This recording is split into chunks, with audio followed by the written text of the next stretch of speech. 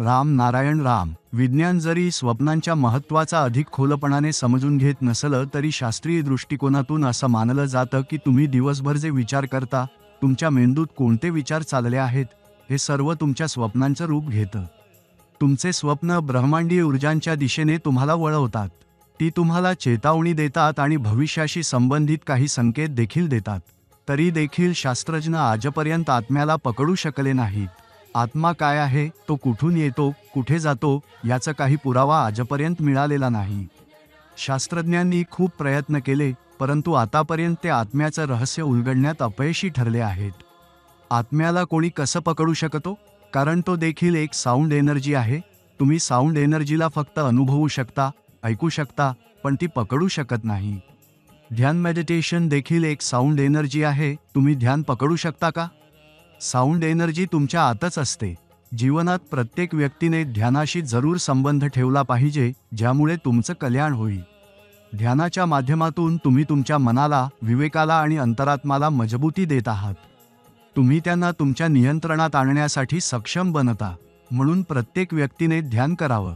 ध्यान एक प्रकारची साऊंड एनर्जी आहे, जी आपल्या शरीरात असलेल्या 50,000 कोटी आत्म्यांना ऊर्जा प्रदान करते, ज्यामुळे आपल्या शरीराला मजबूती मिळते, जीवन मिळते आणि विचार करण्याची आणि समजून घेण्याची क्षमता वाढते.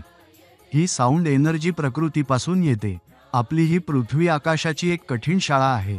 या शाळेला पास करणे, इथे पूर्ण नंबर मिळवणे खूप कठीण आहे.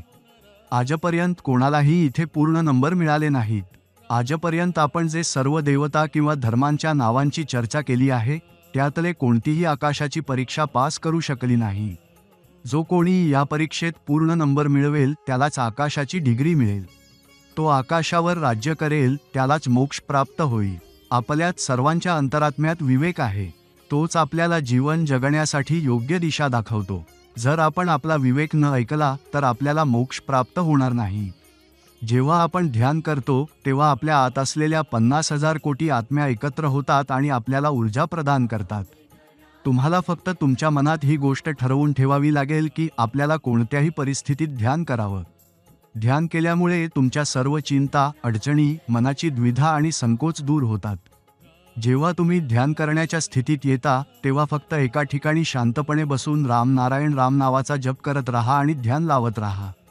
राम नारायण राम नावाची सर्वात उत्तम गोष्ट अशी आहे की जेव्हा तुम्ही त्याचा जप सुरू करता तेव्हा सुरुवातीला तुम्हाला लक्ष द्यावे लागते की आता आपल्याला हे जप करायचं आहे.